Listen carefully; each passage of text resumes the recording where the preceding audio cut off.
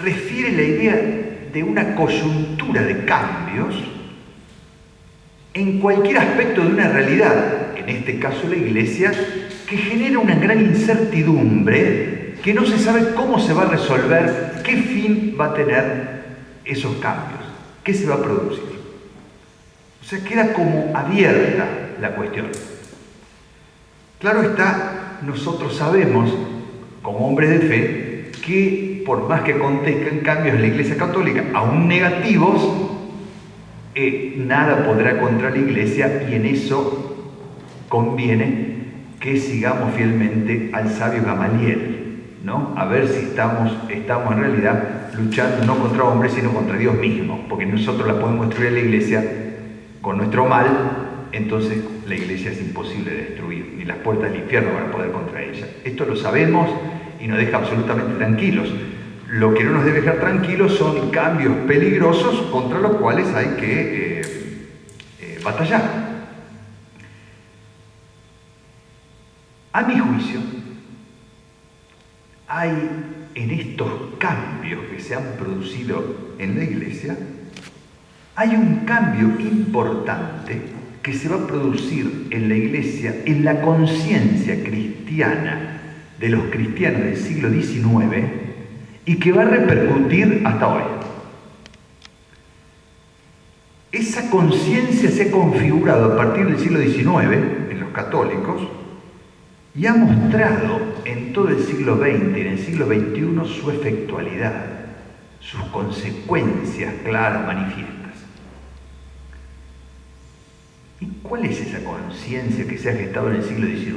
El creyente del siglo XIX ha subordinado, esto es una cosa seria, su interpretación de toda la modernidad, y acá aparece una categoría importante que voy a hacer referencia a esto, la palabra odierno, modernidad,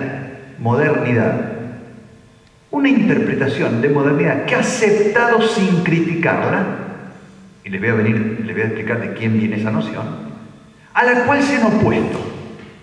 La han aceptado sin criticarla y frente a la misma han tenido un rechazo absoluto, un espíritu condenatorio, diría yo, de toda la modernidad.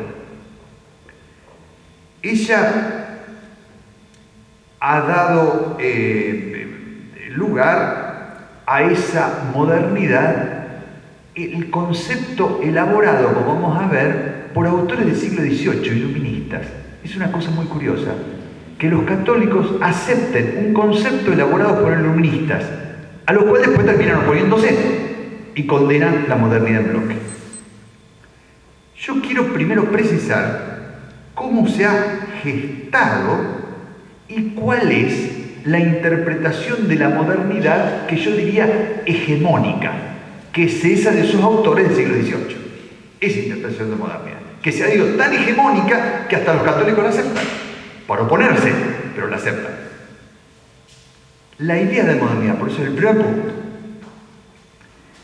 Miren, el siglo XVII es un siglo importante para estudiar, que es muy poco estudiado en filosofía. Prácticamente a fines del siglo XVI se produce una crisis política, sobre todo en Francia. Y ahí los viejos principios aristotélicos del derecho natural entran en crisis, porque parece que lo que impera en el ámbito político es la pura decisión, el poder no guiado por ningún principio verdadero. Esa crisis que se produce a fines del siglo XVI produce en el siglo XVII el auge de un movimiento llamado libertinos eruditos. Libertino, por ejemplo, Giulio Cesare Vanini, que era un sacerdote que se hace libertino, escribe en el año 1516-1517 dos obras importantes, Amphitheatrum y el De Admirabilis, y en el año 1659 hay un compendio de toda la doctrina libertina en una obra que se llama Theophrastus Redivivus, Teofrastro resucitado sería, ¿no? Porque Teofrastro era el seguidor de Aristóteles, y en realidad este autor anónimo que escribe en el año 1659, que es libertino, dice: yo les vengo a dar la clave de toda la filosofía griega. ¿Cuál es la clave? El ateísmo, que el cristianismo mintió. anuló la filosofía griega, la falsificó porque la hizo presentar como armónica con la fe, pero en realidad todos los griegos, incluido el divino Platón, pensaban eran ateos. Y proclama el autor del Theophrastus, 1659, autor anónimo, el ateísmo. Esta visión ateísta, esta visión que se va gestando en el siglo XVII, hace eclosión en el siglo XVIII el llamado iluminismo, ¿no es cierto?, o la Aufklärung alemana. En ese siglo XVIII, ahí se gesta la idea de modernidad, y la gestan autores concretos, son tres: Pierre Bayle, Lessing y Condorcet. Son tres autores que elaboran esa idea de modernidad a la cual los católicos, sin criticarla, se van a oponer en el siglo XIX. ¿Cuál es esa idea de modernidad? Eso tenemos que aclarar en primer lugar. Miren, en la génesis de esa idea está este autor Pierre Bayle, que nace en el año 1647 y muere en el 1706. Hay un autor famoso, Eugenio Garín, italiano, que dice que la visión de Pierre Bayle es clave. ¿Por qué? Porque cambia el objeto de la filosofía. Ya ahora la historia de la filosofía no se va a ocupar de estudiar aquellos pensamientos acerca del ser, sino se va a dedicar a estudiar la evolución del espíritu humano. Cómo el espíritu humano, a lo largo de los filósofos, se va autoesclareciendo.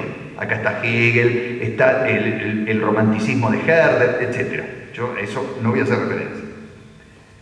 Me interesa hablar de esta categoría de modernidad. Si ustedes ven la palabra modernidad, que elaboran estos autores, odiarnos significa lo actual, lo que está aconteciendo. Y ustedes en este sentido, si hablan de Descartes como un moderno, no pueden entender esa categoría de odiarnos como lo actual en un sentido cronológico, porque estamos en el siglo XVII con Descartes.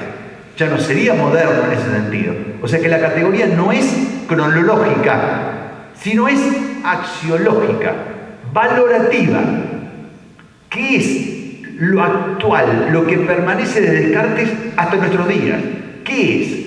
Una filosofía que sostiene que la razón humana se ordena hacia la radical inmanencia, negando toda trascendencia. Esta es la tesis.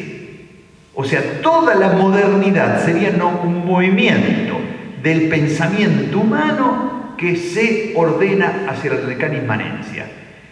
Por lo tanto, señala una cesura, una ruptura con todo el pensamiento griego y con todo el pensamiento medieval. No una continuidad, sino una ruptura, absolutamente. La idea de revolución.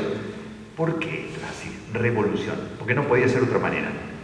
¿Saben cuál es la noción que aparece en el iluminismo o en la Aufklärung alemán, que hace que se inicie un nuevo modo de filosofar hacia la radical inmanencia? Aparece la idea de razón crítica. Kant, el autor del siglo XVIII, el hijo de las luces, que nace en 1722 y 1804, Kant acuña el concepto de razón crítica. ¿Qué es una razón crítica? Una razón que no admite nada que le venga de fuera de ella. ¿Qué quiere decir nada que le venga de fuera de ella?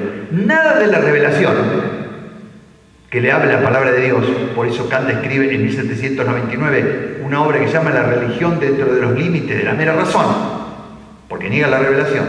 Tampoco se puede admitir algo que sea dado por los hombres, transmitido, no a la tradición, el rechazo a la tradición. Y tampoco se puede admitir algo dado por la fisis, por la naturaleza, que haya en las cosas algo que viene de algo y se dirige hacia algo, que es el tema de las causas intrínsecas a la fisis, a la naturaleza. Eso sería algo dado que yo tengo que descubrir. Eso lo decía la metafísica. También hay que rechazar la metafísica. Es una razón que no admite más que su propio acto